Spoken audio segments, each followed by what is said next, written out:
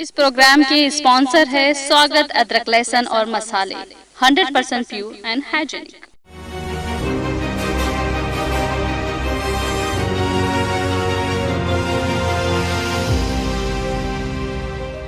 अस्सलाम वालेकुम, आदाब। मैं हूं खलील फरहाद और आप देख रहे हैं प्रोग्राम टुडे इन हिस्ट्री। आइए देखते हैं आज 18 मार्च की हिस्ट्री।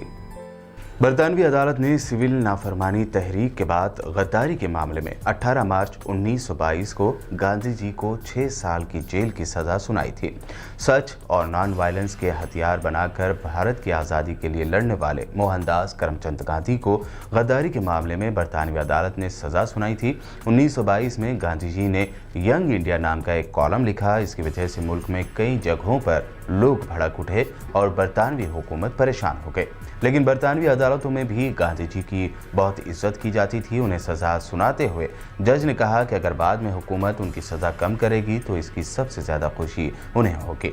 सिर्फ 2 साल के बाद ही 1924 में लगातार खराब होती सेहत को देखते हुए गांधी जी को जेल से रिहा कर दिया गया।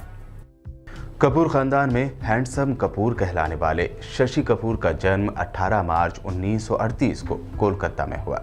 शशि कपूर का असली नाम बलबीर राज कपूर था। उनकी पैदाइश जाने माने एक्टर पृथ्वीराज कपूर के घर पर हुई।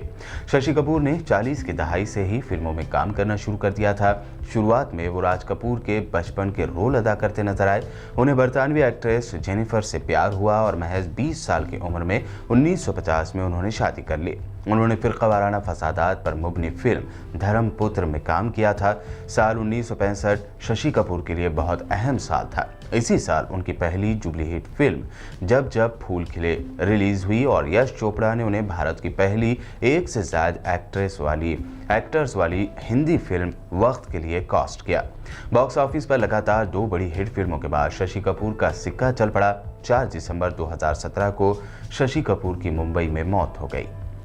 साल 1990 में 18 मार्च के दिन अमेरिका के ह्यूस्टन में मौजूद दी इजाबेला स्टीवर्ट गार्डनर म्यूजियम में 2 चोर ह्यूस्टन पुलिस के एहलकारों की वर्दी में जा पहुंचे और 13 अनमोल पेंटिंग्स चुरा ले गए। वो म्यूजियम में ये कहकर दाखिल हुए कि उन्हें एक इमरजेंसी टेलीफोन कॉल मिला है। ड्यूटी पर मौजूद सिपाही ने उनकी बात मानकर दरवाज़ा खोल दिया और उन्हें सिक्योरिटी कंट्रोल रूम में अंदर आने दिया। अंदर आने के बाद चोरों ने गार्ड को कहा कि उनके पास गार्ड के खिलाफ वारंट है और वो अपने दूसरे साथी को बुलाकर अपना काम उसे सौंप दे। गार्ड अपने दूसरे साथी को बुलाने गया और अलार्म बटन के पास से हट गया। गार्ड के साथी के आने के बाद चोरों ने दोनों को हथकड़ियां पहना दी और तहखाने में ले जाकर बंद कर दिया और म्यूजियम से बेहद कीमती पेंटिंग्स चुरा कर ले गए। अगले दिन ड्यूटी बदलने पर आए दूसरे गार्ड्स को वाक़े का पता लगा। चोरों ने रैम्ब्रा, वर्मीर और देगास जैसे ग्रेट क्लासिकल आर्टिस्ट की बनाई हुई 13 पेंटिंग्स चुरा ली थी। ये दुनिया की तारीख की सबसे बड़ी पेंटिंग्स की चोरी मानी जाती है। म्यूजियम ने $50 लाख के इनाम का भी ऐलान किया, लेकिन कभी कोई इन पेंटिंग्स का पता नहीं लगा सका। बरतानवी पार्लियामेंट ने ब्रिटेन के अमेरिका के साथ मिलकर इराक पर हमले को 18 मार्च साल 2003 में मुकम्मल अक्सरियत के साथ सही ठहराया था। एक तरफ बहस चल रही थी, दूसरी तरफ Britain, America, Spain, Italy, Poland, Australia और डेनमार्क इराक में सद्दाम हुसैन के खिलाफ अपनी मुहिम शुरू कर चुके थे। टोनी ब्लेयर दौरे इख्तिदार का ये एक अहम दिन था क्योंकि उनकी पार्टी के कई एमपीज ने बगावत कर दी थी। इससे पहले 17 मार्च को अमेरिका के सदर जॉर्ज बुश ने सद्दाम हुसैन और उनके बेटों उदय और कसै को 48 घंटों का वक्त देते हुए कहा था कि वो इराक छोड़कर चले जाएं। साल 2014 में 18 मार्च के दिन अमेरिका ने वाशिंगटन में शाम के सिफारतखाने को बंद करने का ऐलान करते हुए सिफारती हमले को मुल्क छोड़ने का हुक्म दे दिया था।